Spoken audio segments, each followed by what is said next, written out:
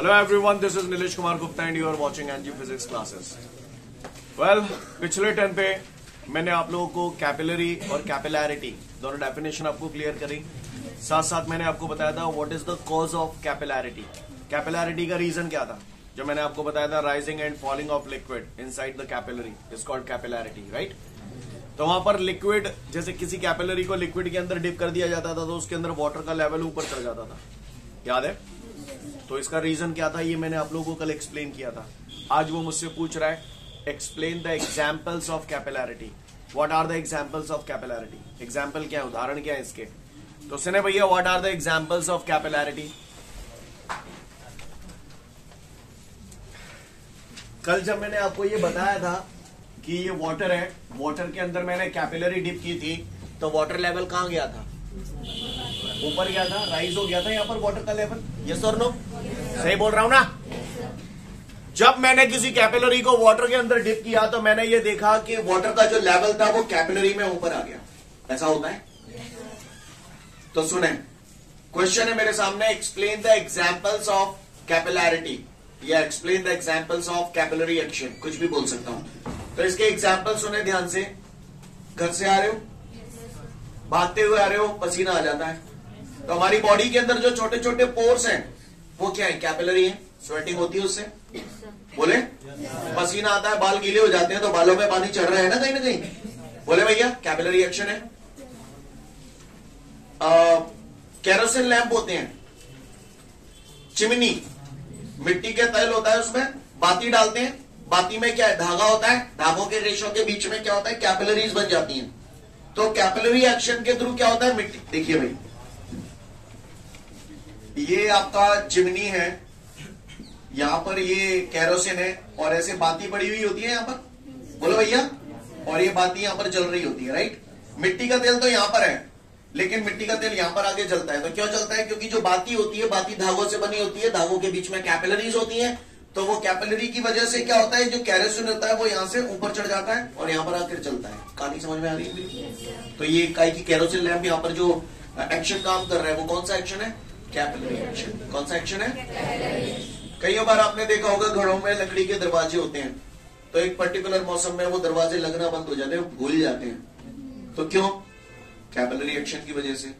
Moisture जो होता है, जब लकड़ी का दरवाजा होता है तो लकड़ी में छोटी छोटी फांसें होती हैं, वो फांसें कैपिलरी का काम करती है। जब मॉइस्चर आ जाता है तो लकड़ी फूल जाती है। समझ में आ रही बात। तो ये कैपिलरी एक्शन है। कई बार आपने देखा होगा घरों में कूलर रखे होते हैं, कूलर चल नहीं रहा है, काफी देर का रखा हुआ, पानी भरा हुआ है कूलर में पर वो चल नहीं रहा है। तो कूलर में जो टटिया लगी रहती है सूखी होनी चाहिए, होती भी है, लेकिन फिर भी आपने देखा होगा थोड़ी ऊंचाई तक वो टटिया भीगी हुई रहती है। महसूस किया है। कूलर नहीं चल रहा पर फिर भी वो टटिया भीगी हुई है, वो घास जो लगा हुआ है वो थोड़ा सा गीला नजर आता है। तो बिकॉज ऑफ कैपिलरी एक्शन। आप चाहे तो इस एक्सपेरिमेंट को घर पे भी कर सकते हैं। जैसे फॉर एग्जाम्पल आपने कोई बकेट ले लिया और बकेट के अंदर आपने वाटर फिल कर दिया, ये आपने वाटर फिल कर दिया यहाँ पर। अब आप एक टॉवल लें और उस टॉवल को ऐसे हाथ पर लटका लें, यहां से हाथ से पकड़ लें और थोड़ा सा हिस्सा यहाँ पर डुबो दें। तो टॉवल धागे की बनी है, छोटी छोटी कैपिलरीज होती हैं उसके अंदर। तो कैपिलरीज होती है, जैसे ही आप पानी के अंदर डिप करते हैं तो कैपिलरी एक्शन के थ्रू वो पानी धीरे धीरे ऊपर चढ़ने लगता है। आप इस एक्सपेरिमेंट को घर पे भी कर सकते हैं। समझ में आ रही है बात। इसके बाद बात आती है पेन, बॉल पेन जो आते हैं, स्याही वाले पेन, उनमें निब लगती है जिसे आप पाता बोलते हैं। बीच में उसमें स्क्रैच होता है, चिरा हुआ होता है वो। यस और नो। देखे कहो कि ना देखे, देखे है ना। तो वहां पर भी वो कैपिलरी एक्शन है। जिन लोगों ने नहीं देखा, मेरे ख्याल से शायद ही ऐसा को बताने नहीं देखो, मेरे ख्याल से ऐसे करके निब होती है। समझ में नहीं आ रही मेरे। तो यहाँ पर एक स्क्रैच होता है और ऊपर ये जो पूरा पेन है, तो यहाँ पर जो इंक होती है वो कैपिलरी एक्शन के थ्रू धीरे धीरे यहाँ पर आती है और यहाँ पर आप इजीली उसे लिख पाते हैं। अगर उसका फ्लो प्रॉपर नहीं होगा तो क्या आप कॉपी पर लिख पाएंगे, प्रॉपर नहीं लिख पाएंगे। तो वो जो पाता बीच में चिरा हुआ होता है वो क्या है, कैपिलरी एक्शन है। क्या आपको मेरी बात समझ में आ रही है। जितने भी किसान भाई होते हैं प्लगिंग करते हैं, खेतों की जुताई करते हैं, कब करते हैं, बारिश होती है उसके बाद करते हैं। जैसे ही बारिश होती है तुरंत जुताई कर देते हैं। क्यों करते हैं मालूम है आपको? क्या होता है, जैसे ही बारिश हुई, बारिश होने के बाद तुरंत वो जुताई कर देते हैं। उसका कारण क्या है कि अगर वो नहीं करेंगे तो क्या होता है, जैसे जमीन है, बारिश हुई, जमीन सूखी है, काफी लंबे समय से बारिश हुई अच्छी खासी, तो जैसे ही बारिश हुई जमीन वो पानी को सोख लेती है। जमीन पानी को सोख लेगी तो उसमें मॉइस्चर आएगा, है ना। जमीन उस पानी को सोख रही है, लेकिन जमीन जब पूरी सूखी होती है बारिश होने से पहले, तो आपने देखा होगा जमीन के अंदर दरारें पड़ जाती हैं। मानते हो? दरारें काय का काम कर रही हैं? कैपिलरी का काम कर रही हैं। बारिश हुई, जमीन ने पानी सोखा, जमीन के अंदर नमी आ गई, लेकिन उस कैपिलरी एक्शन के थ्रू वो पानी ऊपर उठता है और बारिश बंद हो गई, धूप आई, एवापोरेशन हुआ और वो पानी वापस ऊपर चला गया। वो पानी वापस ऊपर ना जाए, वो पानी वापस ऊपर ना जाए और जमीन में नमी, मॉइस्चर लंबे समय तक बना रहे, तो हम लोग क्या करते हैं, जैसे ही बारिश हुई, जमीन ने पानी सोख लिया, हमने जुताई कर दी। जुताई कर दी तो क्या हुआ, जो कैपिलरीज बनी हुई थी वो टूट गई, कैपिलरी ब्रेक हो गई। 100% तो आप नहीं तोड़ सकते, लेकिन काफी हद तक ब्रेक कर देते। तो ऐसा करने से जो वाटर लेवल ऊपर उठ रहा था वो काफी कम हो जाता है, और जब वो काफी कम हो जाएगा तो जल्दी जल्दी इवेपोरेशन नहीं हो पाएगा, तो जमीन के अंदर नमी, मॉइस्चर लंबे समय तक बना रहेगा। समझ में आ रही है बात? किसान भाई जितने भी होते हैं, बारिश होने के तुरंत बाद प्लगिंग करते हैं। तो क्यों करते हैं, आपको मेरी बात पल्ले पड़ी? क्योंकि तुरंत प्लगिंग कर देते हैं वो, तो जुताई करने से क्या होता है, कैपिलरीज ब्रेक हो जाती है। कैपिलरी ब्रेक हो जाएगी तो जमीन ने जो पानी सोखा है वो फटाफट ऊपर नहीं आ पाएगा, जल्दी से इवेपोरेट नहीं हो पाएगा, और जमीन के अंदर नमी लंबे समय तक बनी रहेगी। I hope you understand. See clear है? जो आपने कई बार देखा होगा, ऐसा पेपर भी आता है, किसी जगह स्याही ज्यादा फैल गई है तो उस पेपर को रख दो तो वो सोख लेता है, तो वो क्या है, कैपिलरी एक्शन है। ब्लॉटिंग पेपर एब्जॉर्ब कर लेते हैं ना इंक को। चौक, किसी जगह स्याही फैल गई, अब उस पर चौक कर दो तो चौक क्या करती है, उस स्याही को सोख लेती है, तो वो कहीं ना कहीं क्या है, कैपिलरी एक्शन। समझ में आ रही है मेरी बात? सीन क्लियर है सभी को? पढ़ लो, समझ जाओगे एग्जांपल्स ऑफ कैपिलरी। इसके जस्ट पहले एग्जांपल्स ऑफ कैपिलरिटी के पहले एक नोट दिया है, the radius of the plane surfaces is infinity. कोई भी कभी भी आपसे पूछे, आगे आपको काम आएगा कि प्लेन सरफेसेस की रेडियस ऑफ कर्वेचर कितना होता है, तो बोलना इनफाइनाइट। कितना होता है? क्यों होता है, थोड़ा सा समझने की कोशिश करिएगा, पर याद जरूर रखिएगा, बहुत काम का है ना, आगे काम आएगा आपको। प्लेन सरफेसेस की रेडियस ऑफ कर्वेचर जो होती है वो हमेशा इन्फिनिटी होती है। आप ऐसे देखिए, ये मैंने एक कर्वेचर बनाया है, सही बोल रहा हूं? क्या बनाया है मैंने, ये कर्वेचर। इसका अगर मैं पूरा सर्कल टाइप का शेप बनाऊं तो ऐसे तो बनेगा। तो ये इसका क्या है, सेंटर ऑफ कर्वेचर, बोलो भैया। और ये इसकी क्या है, तो यानी इस कर्वेचर का अपना एक पर्टिकुलर रेडियस होगा। एग्री करते हैं आप लोग इस बात से? अगर कर्वेचर ऐसा है तो इसका रेडियस ऑफ कर्वेचर और ज्यादा होगा या कम होगा? है ज्यादा होगा या कम होगा? ज्यादा होगा। इसका, इसका और इनफाइनाइट, इनफाइनाइट, क्योंकि ये बढ़ता जा रहा है ना। अगर सरफेस प्लेन हो जाएगा तो इसका रेडियस ऑफ कर्वेचर इनफाइनाइट हो जाएगा। समझ गए? इसीलिए हम लोग बोल रहे हैं प्लेन सरफेसेस के रेडियस ऑफ कर्वेचर इनफाइनाइट होता है। कभी भी कोई पूछे प्लेन सरफेस का रेडियस ऑफ कर्वेचर कितना होता है, तो बोलना है इनफाइनाइट होता है। आगे बढ़ जाओ। वैसे ये नोट मैं आपको बता चुका हूं, फिर भी आप सुन लें। आपको याद है जितने भी एंटीसेप्टिक्स होते हैं, मैंने बताया था, डिटॉल वगैरह बताए थे, इनके सरफेस टेंशन कैसे होते हैं, लो होते हैं। सरफेस टेंशन कम हो जाएगा तो सरफेस एरिया, और सरफेस एरिया बढ़ जाएगा तो क्या होगा, आपको समझ में आता है ना, है ना। जितने भी टूथपेस्ट वगैरह होते हैं, एंटीसेप्टिक डिटॉल्स वगैरह होते हैं, इनके सरफेस टेंशन हमेशा कम होती है। सरफेस टेंशन कम होती है तो सरफेस एरिया बढ़ जाते हैं, और सरफेस एरिया बढ़ जाते हैं तो चीजें अच्छे से साफ हो जाती है। टूथपेस्ट से दांत बढ़िया साफ हो जाते हैं, समझ गए। डिटॉल से घाव बढ़िया साफ। कल बहुत डिटेल में चर्चा की थी मैंने, वही नोट लिखा हुआ है, पढ़ लो, समझ जाओगे। क्वेश्चन है, वो भी आपका ऑलरेडी हो चुका है, मैं कहीं ना कहीं आपको बातों में बता चुका हूं। Explain some examples of surface tension. Surface tension के एग्जांपल बताए थे। सरफेस टेंशन में मैंने बताया था it is the property of the liquid due to which it always try to occupy the minimum surface area, right. तो जितना मैंने आपको सरफेस टेंशन पढ़ाया था, एक दिन मैंने बताया था कि मच्छर मक्खी पानी पे तैर लेते हैं, फ्लोट करते हैं, सरफेस पे बैठ जाते हैं, तो बिकॉज ऑफ सरफेस टेंशन बताया था आपको, याद है आप सभी को? सोच लो, बारिश की बूंदें गोल होती हैं बिकॉज ऑफ सरफेस टेंशन। साथ ही साथ मैंने बताया था मेले में जो आप बंदूक चलाते हो तो बंदूक में छर्रे डाले जाते हैं, छर्रे। वो छर्रे कैसे बनाए जाते हैं मैंने प्रोसेस बताया था आपको। जैसे बूंदी के लड्डू की बूंदी बनाई जाती है, वैसे ही शीशे के छर्रे बनाए जाते हैं, लेड के छर्रे बनाए जाते हैं। लेड एक मेटल है ना। लेड को हम लोग मेल्ट कर लेते हैं और मेल्ट करने के बाद उसे झज्जर में डालते हैं, है ना। जैसे बूंदी बनाई जाती है वैसे ही उसी प्रोसेस के थ्रू बनाते हैं। झज्जर में से जब वो निकलते हैं तो नीचे उनके वाटर टैंक होता है, वाटर टैंक में जाके वो शीशे के जो ड्रॉप होते हैं उसमें जाके गिरते हैं। तो गिरने से पहले जब वो एयर में होते हैं तो अपने सरफेस एरिया को मिनिमाइज करने की कोशिश करते हैं, जिसकी वजह से वो गोल हो जाते हैं। ये सारे एग्जांपल्स मैंने दिए थे। Dancing of camphor in the water, जो कपूर का टुकड़ा होता है उसे आप पानी में डाल देते हैं तो वो भी इधर उधर फ्लोट करने लगता है, इधर उधर तैरने लगता है। तो ये सब काय की वजह से होता है? सरफेस टेंशन की वजह। वही सारे एग्जांपल्स लिखे हुए पढ़ लें हम लोग।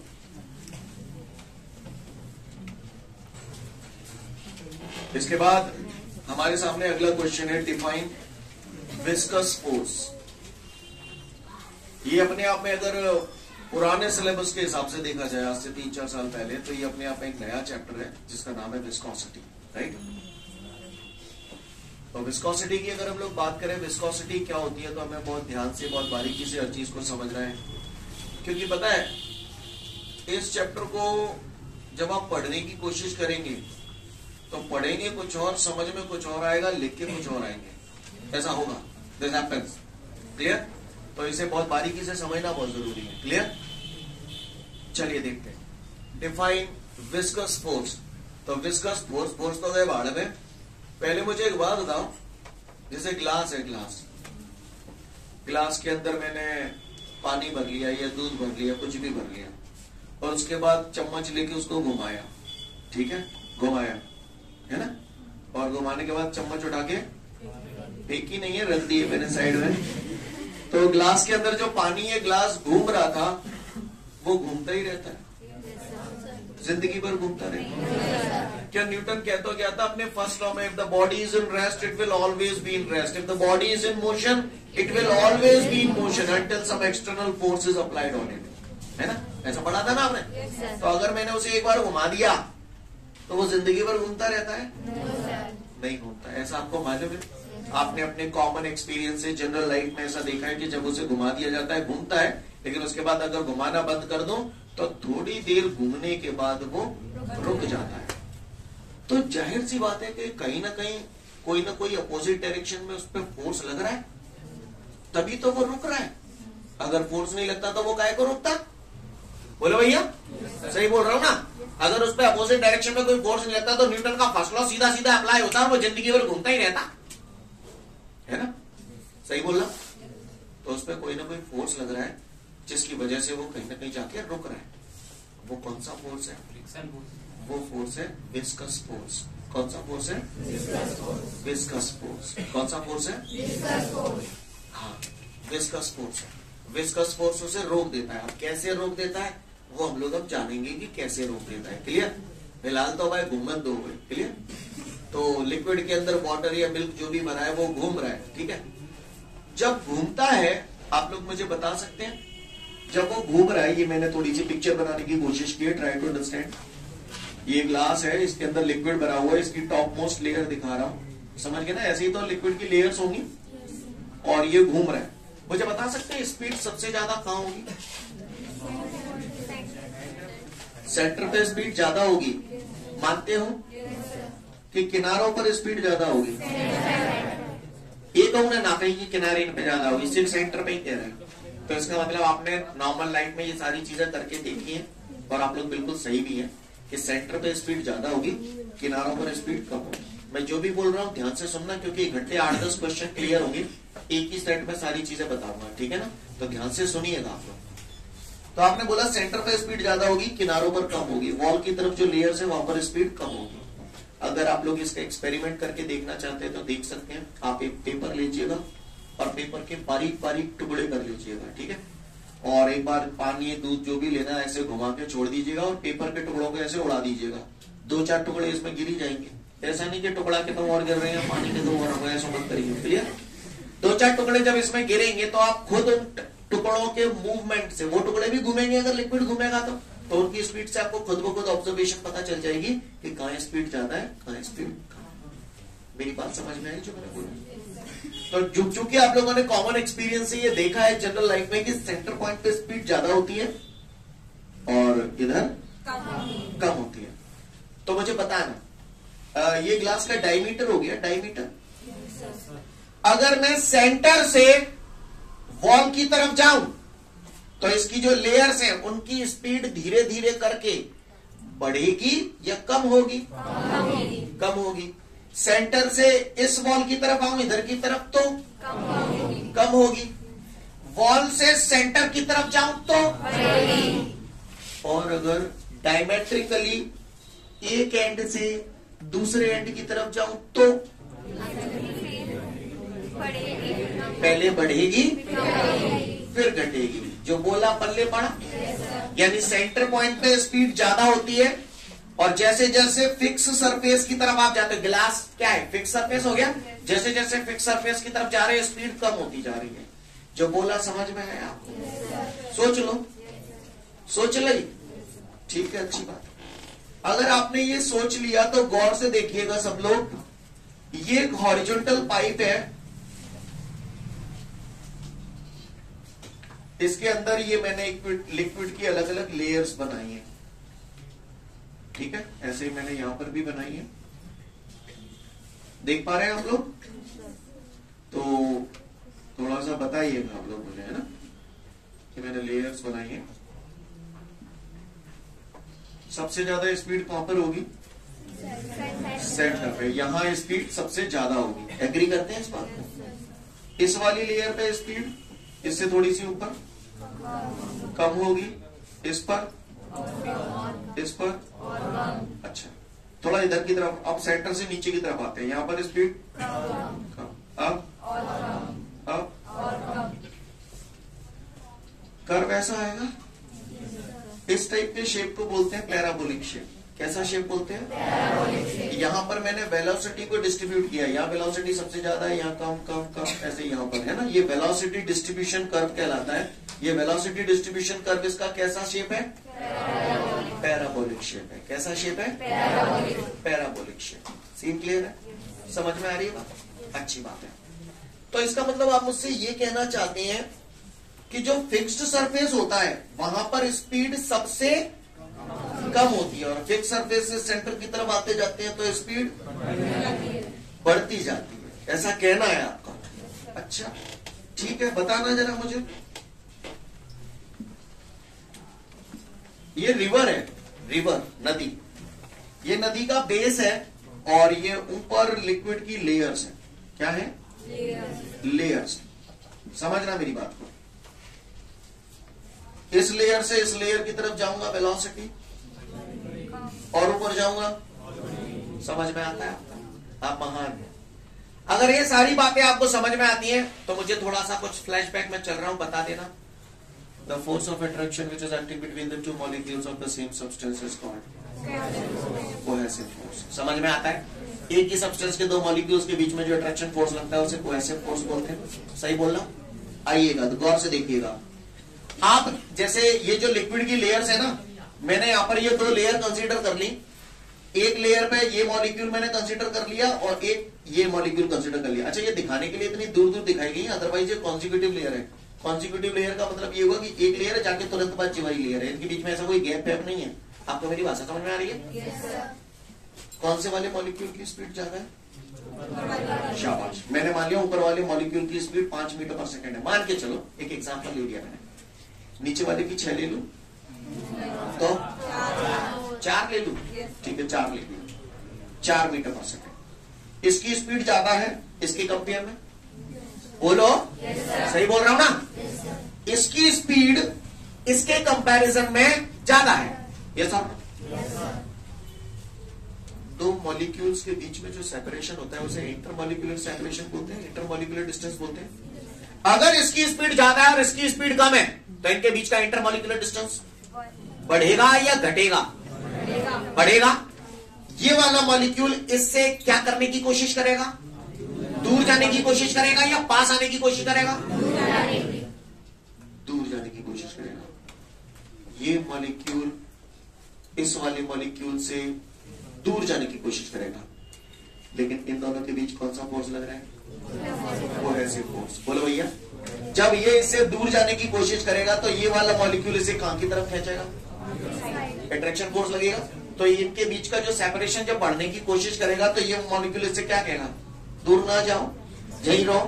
बोलो, जो कोहेसिव फोर्स लग रहा है, जो अट्रैक्शन फोर्स लग रहा है, वो इसके इस तरफ मोशन का क्या करेगा? अपोज करेगा और इसे वापस इधर की तरफ ही खींचने की कोशिश करेगा, जिसकी वजह से मूव करती हुई चीज रुक जाएगी। आपने ग्लास में पानी रखा था और ऐसे घुमा रहे थे, घूमता हुआ पानी रुक गया था, तो क्यों रुका? कारण यही है। नहीं, यही बात समझे, क्योंकि वहां पर एक लेयर की वेलोसिटी दूसरी लेयर की वेलोसिटी के कंपेयर में ज्यादा है, जिसकी वजह से इनके बीच का इंटरमॉलिक्यूलर सेपरेशन बढ़ेगा। इंटरमॉलिक्यूलर सेपरेशन बढ़ेगा तो कोहेसिव फोर्स इसका क्या करेगा?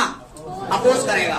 नहीं, यही बात समझ में क्लियर है? वो अपोज करेगा तो इसकी स्पीड धीरे धीरे करके क्या हो जाएगी? कम होती जाएगी। नहीं, यही बात समझ क्लियर है? आपको नहीं लग रहा कि ये दो लेयर है, इन दो लेयर के बीच में ये जो फोर्स लग रहा है ये एक प्रकार का टेंजेंशियल फोर्स है, चूंकि मोशन का अपोज कर रहा है तो it's a kind of friction force. Friction में भी तो ऐसा ही होता है, बोलो भैया, है ना? तो विस्कस फोर्स है क्या? एक टेंजेंशियल फोर्स है। किसके बीच में लग रहा है? Which is acting between the two successive layers of the liquid.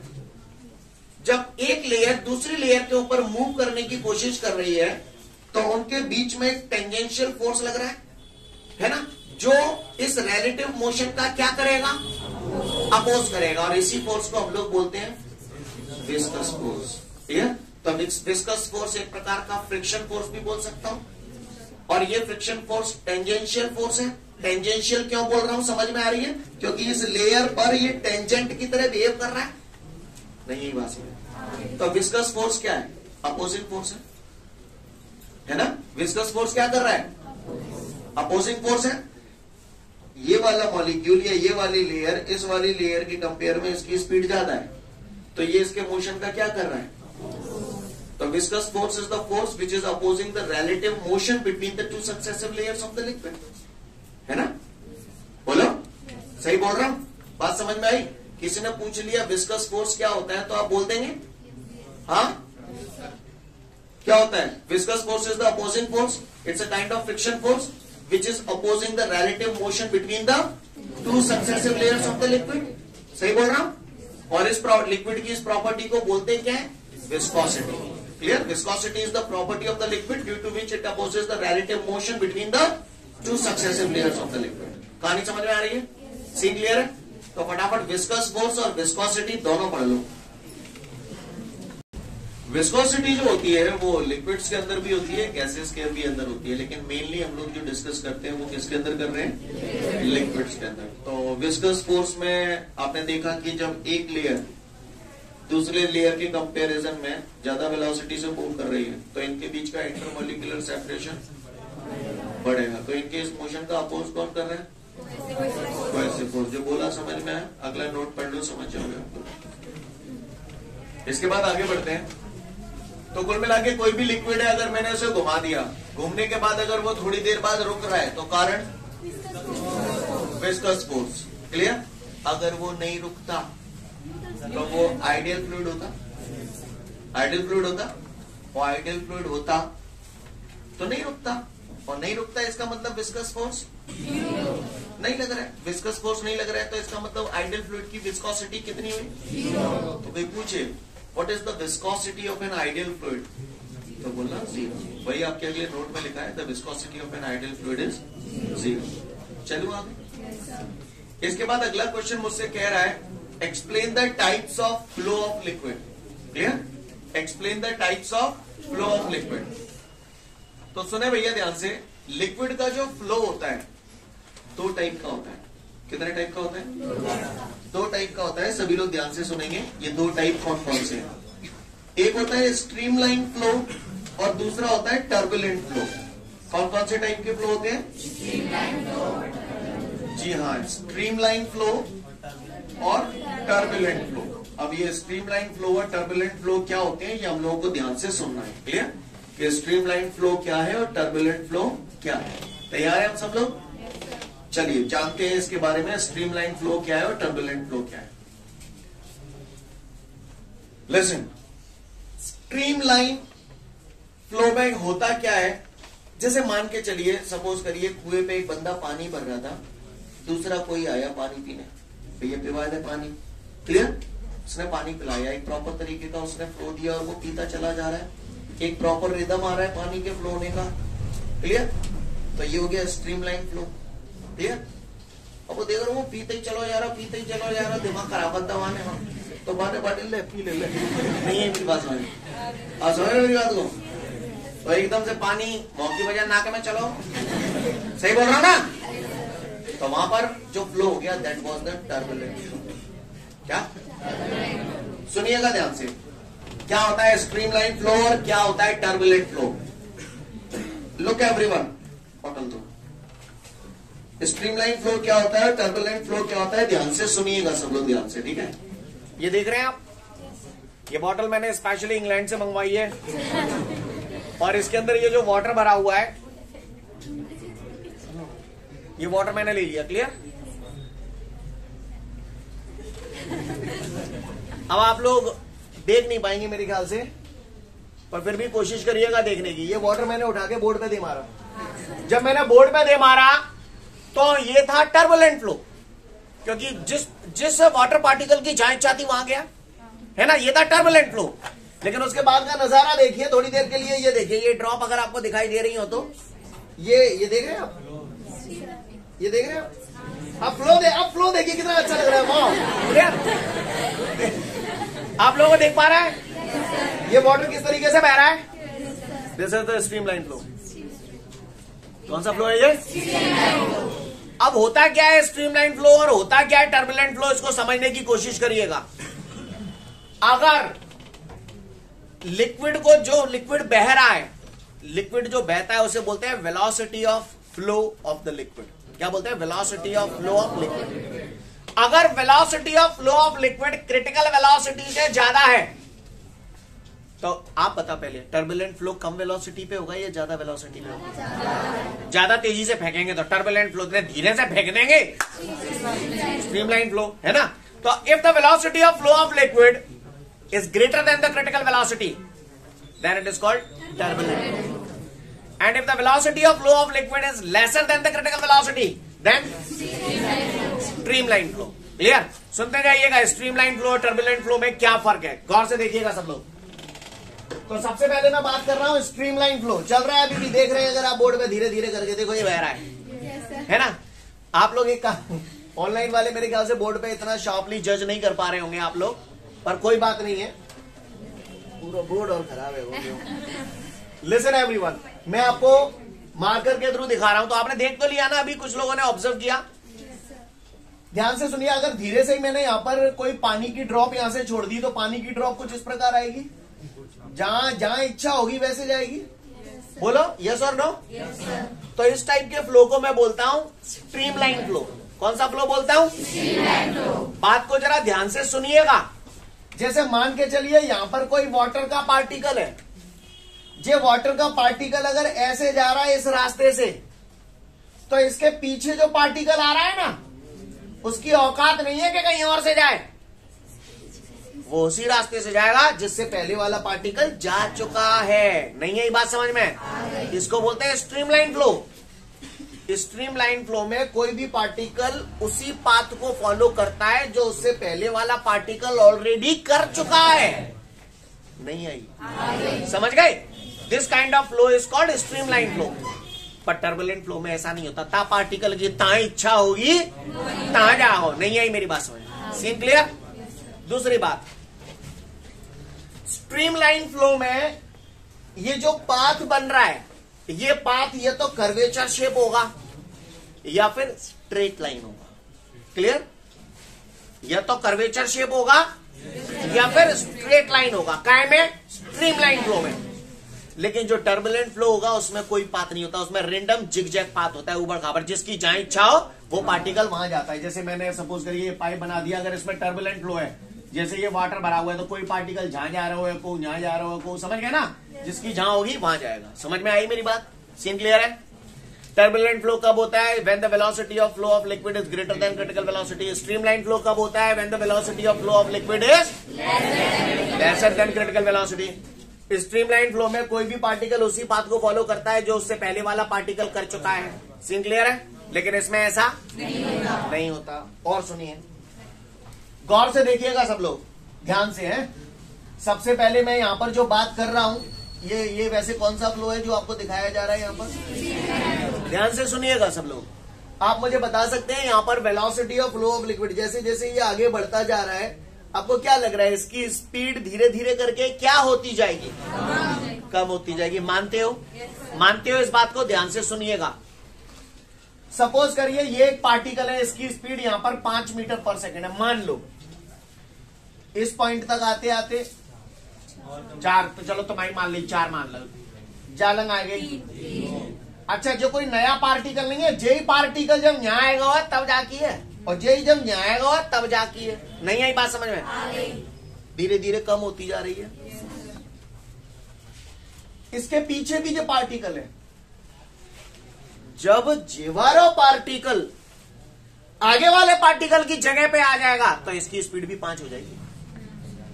जब ये वाला पार्टिकल इस जगह पे आ जाएगा 4 हो जाएगी। 3 समझ गए? सोच समझ के जवाब देना। इस टाइप का ये जो पाथ है ना, इसे स्ट्रीमलाइन बोला जाता है। स्ट्रीमलाइन के किसी भी पर्टिकुलर पॉइंट पर हर पार्टिकल की वेलोसिटी, समझ गए? स्ट्रीमलाइन के किसी पर्टिकुलर पॉइंट पर हर पार्टिकल की वेलोसिटी कांस्टेंट होगी, सेम होगी। जब पे जा पार्टिकल की 5 है पीछे हुआ, और जब जा जगह आ जाओ तो बहु की 5 होगी, यानी हर पॉइंट पर वेलोसिटी फिक्स है।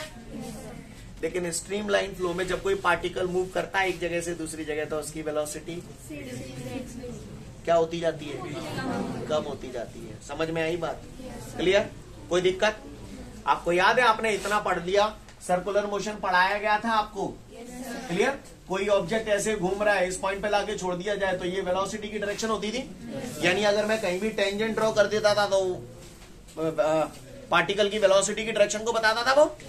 इसी तरीके से स्ट्रीमलाइन के किसी भी पॉइंट पर अगर कोई टेंजेंट ड्रॉ कर दी जाए तो वो टेंजेंट वेलोसिटी ऑफ फ्लो की डायरेक्शन को बताता है। जैसे किसी ने पूछा इस पॉइंट पर वेलोसिटी ऑफ फ्लो की डायरेक्शन किधर होगी, तो कछु मत करो, टेंजेंट ड्रॉ कर दो। क्लियर?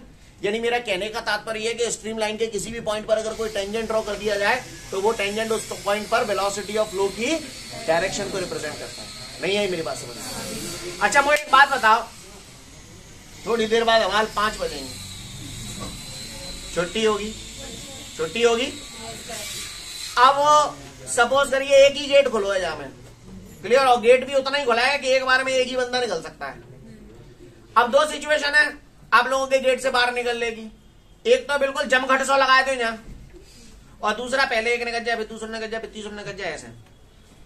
कौन सी सिचुएशन? पहले तो बताओ कौन सी भाई स्ट्रीमलाइन होगी, कौन सी टर्बुलेंट होगी?